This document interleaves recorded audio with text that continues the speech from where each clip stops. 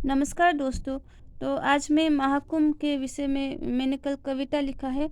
तो वो नेपाली में लिखा है, तो आपको हिंदी में समझाऊंगी मतलब मैंने क्या लिखा है। तो शुरू करते हैं।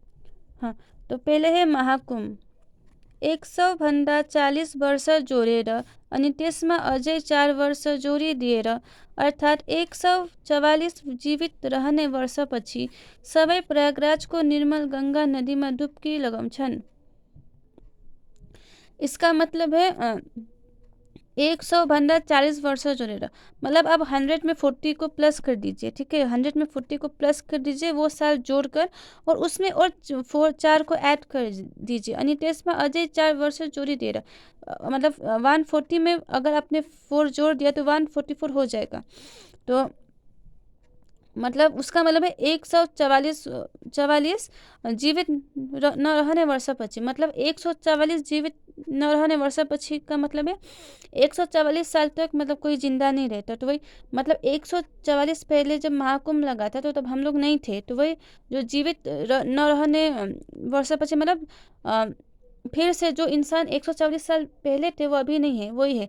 मतलब 144 साल बाद जब कोई जिंदा नहीं रहता, वही मतलब कोई जीवित नहीं रहता, वो 140 साल बाद सब क्या कहेंगे, प्रयागराज के निर्मल गंगा नदी में डुबकी लगाएंगे। ठीक है, उसके बाद मैंने क्या लिखा है, मेरी आमासँगै आफ्नो अनुजसित प्रवेश गर्छिन्, उत्तर प्रदेशको दक्षिणतिर प्रयागराज ठाउँमा पुग्छिन्।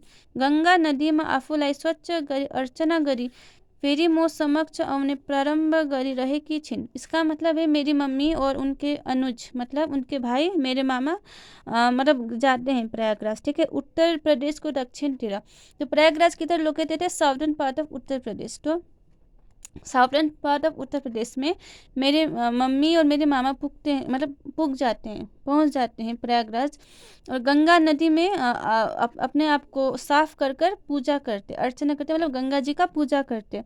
फिर मेरे पास आने का तैयारी करते, पास आने का तैयारी करते। उसके बाद यो कुंभ मेला को उत्सव पावन 25 में आए छ, अतः इतिहास में 25 दिव्य भई चमकिन्छ।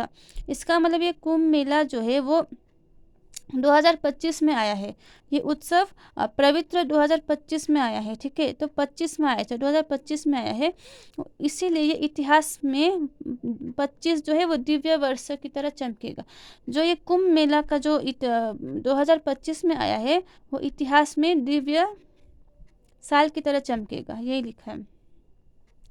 140 वर्ष जोडेर 4 वर्षपछि कुंभ नभनी महाकुंभको शब्द अगाडि राख्छिन्, जब गहिराईमा सम्झे हृदय धुनु अवसर आएछ। इसका मतलब है 140 वर्ष जोडेर फिर 100 आप 40 साल जोड़कर फिर 4 साल जोड़ दीजिए, फिर हम इसे कुंभ नहीं महाकुंभ बोलेंगे। महाकुंभ शब्द रखेगा, राखिन्छ। उसके बाद जब हम गहराई में सोचेंगे तो इसे क्या है, हम लोग का मन धोने का ये अवसर मिला है। हमें अपने नदी में डूबकर अपना मन धोना चाहिए, तन के साथ मन भी धोना चाहिए, मैंने ये लिखा है। केही अनिष्ट हुँदैन म गङ्गामा डुब्की नहालेपछि, मेरी आमा नहाएछिन् भने म पनि नहाइसकेकी, जब उनको खुट्टा राखेको पानी जिउमा हालिसकेकी।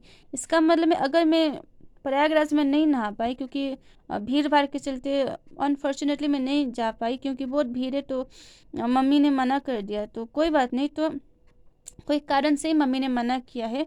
तो फिर क्या होगा, अगर मैं गंगा नदी में नहीं नहाई तो कुछ बुरा नहीं होगा, अगर मैं गंगा नदी में नहीं नहाई तो कुछ बुरा नहीं होगा। लेकिन जो मेरी मम्मी है उन्होंने नहा लिया है, तो मतलब मैं भी नहा ली हूँ। मेरी आमा नहाई छिन भने म पनि नहाइसकेकी, अगर मेरी मम्मी ने नहा लिया है तो मैं भी नहा चुकी हूँ। लेकिन जब चरण धोई हूँ, जब मम्मी मेरी आई है कुंभ मेला से, मैं उनका पैर छूकर उनका पैर धोई हूँ, तो वो पैर उनका जो धुला हुआ पैर जो पानी था धुला हुआ पैर का मैंने अपने शरीर में छीटा, तो वही मैंने कुंभ नहा लिया। कुंभ नहा लिया। अगर मम्मी का चरण का पानी तो बहुत कुछ है मेरे लिए, तो यही है। तो आई थिंक ये पोएम आपको अच्छा लगा होगा। अच्छा लगा और होगा तो लाइक कीजिए, कमेंट भी कीजिए कैसा लगा आपको ये मेरा पोएम। और हाँ, बिना सब्सक्राइब किए कहीं मत जाएगा। Thank you. अब सिर्फ 2 ही दिन है और महाशिवरात्रि का लास्ट दिन है महाकुंभ, फिर तो 140 साल बाद जो आया है और वो ख़त्म हो जाएगा।